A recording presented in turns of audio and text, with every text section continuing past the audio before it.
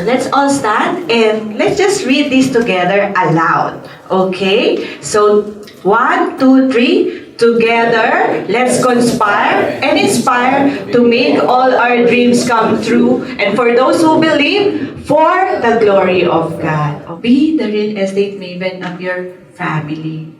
Become the real estate expert of your family. So I'll tell you why. No?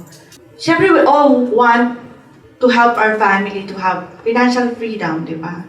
And then, of course, we want to have a generosity culture in our family. So ito na yung pag-uusapan natin, no? The strategies in real estate. It's really a strategies, stories and strategies. So first story, as serendipity builder. Ayan, so going back, no?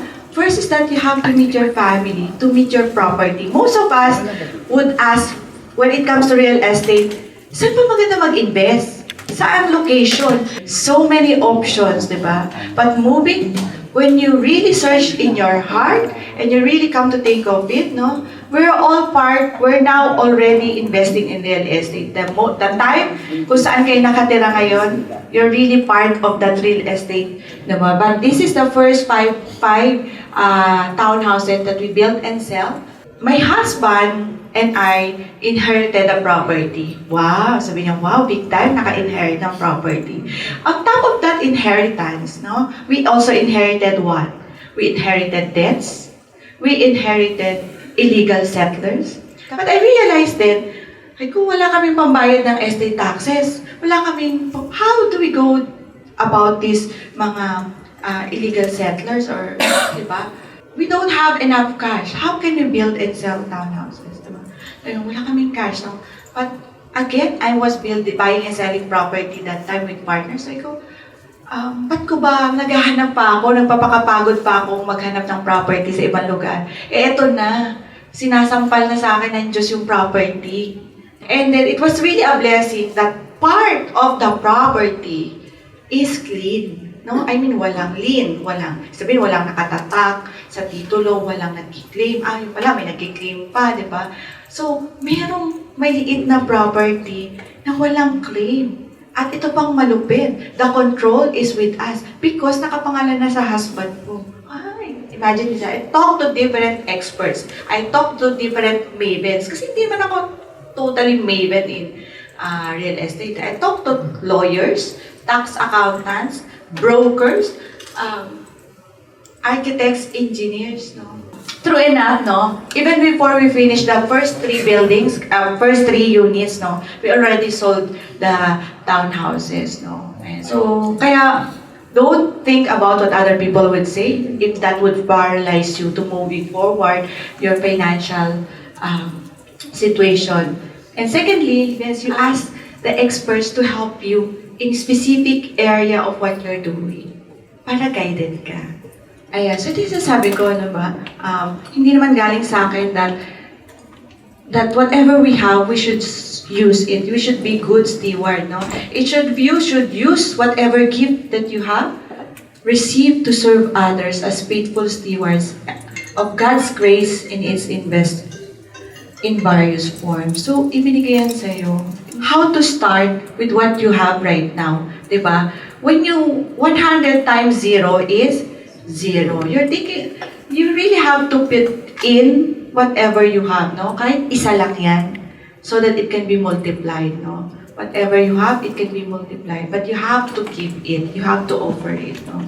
So, again, be the real estate maven of your property, and first, do your property inventory, no? Another strategy, di ba? Story, meeting your great deal. Mission flipping, no? This is story, I did this siguro mga 2 years ago, this property, no? Imagine a property with lot area of 300 square meter. By the way, I'm a licensed appraiser. Pinakamalapit that time, we appraised it at 6.5. It was a foreclosed property, binili nung owner niya, no? And then they renovated it. Ang partners ito, 3. Isang broker, real estate broker, isang architect, isang interior designer.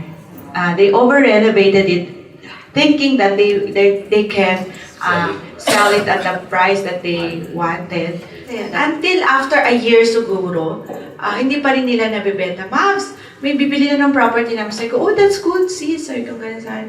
Sabi niya, may bibili sa amin ng property, 3 million lang. Ha? 3 years to pay. Ha? Sabi ko, ako na lang bibili. Di ba? I'll buy that property, not at 3 million, but at 3.5. O, saan ka naman nakakita nun? Ikaw na bumili, mas mahal pa, di ba? We sold it for 4.5.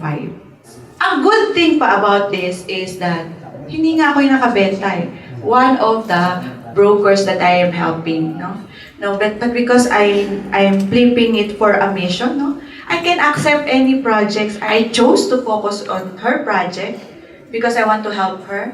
Just like in other investments or any doing business, so you buy low and then you sell high in flipping properties. That's the basic concept of that. But most of all, you do projects, you do flipping for a mission.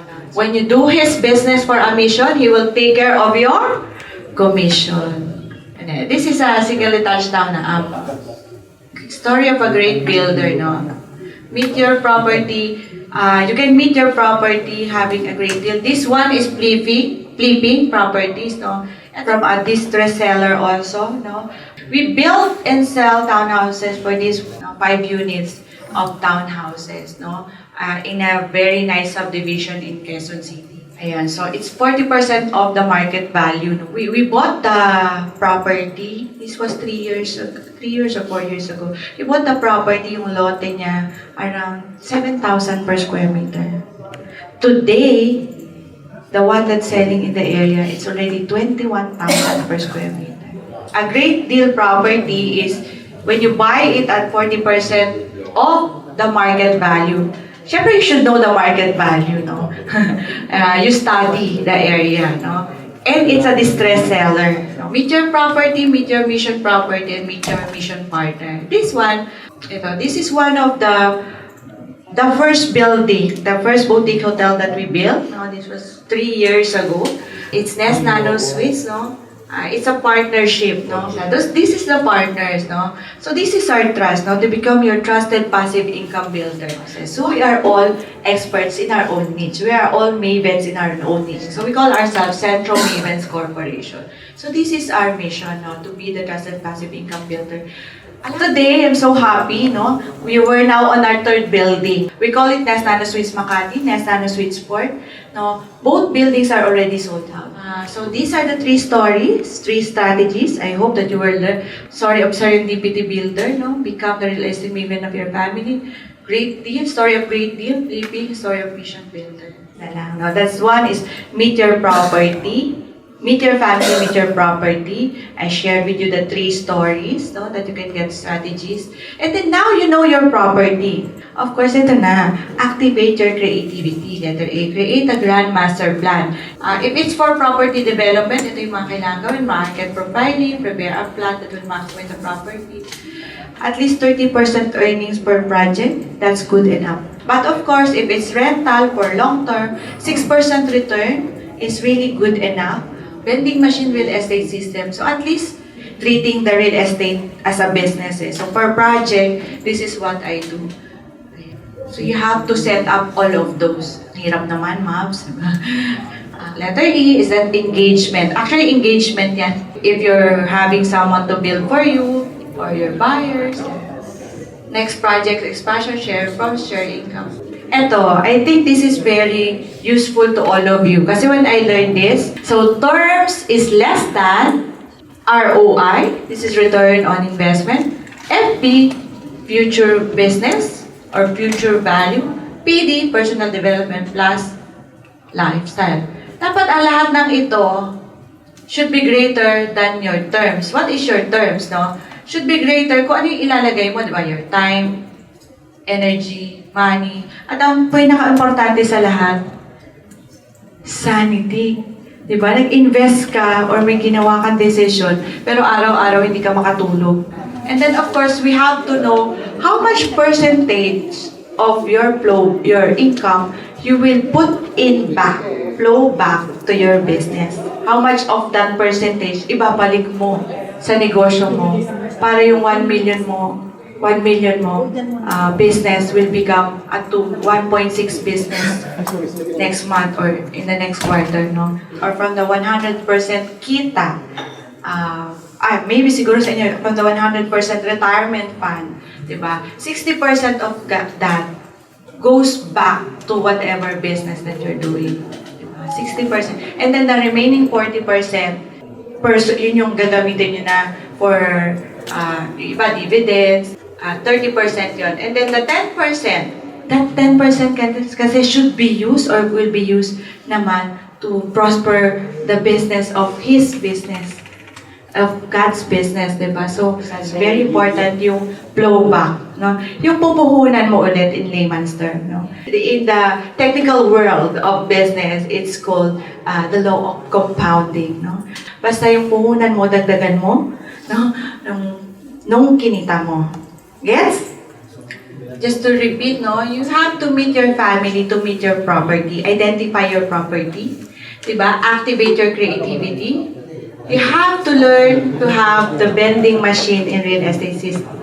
And to engage all your partners. You should know all your partners. Actually, in this, diba? Your business partners, your clients, diba? And then, para you can always move forward to next project, you should know how to share profits, no? You should know your flow back. You should know how to give back. Ayan, so let's all read this together. Together, let's conspire and inspire to make all our dreams come true for the glory of God. God bless you all.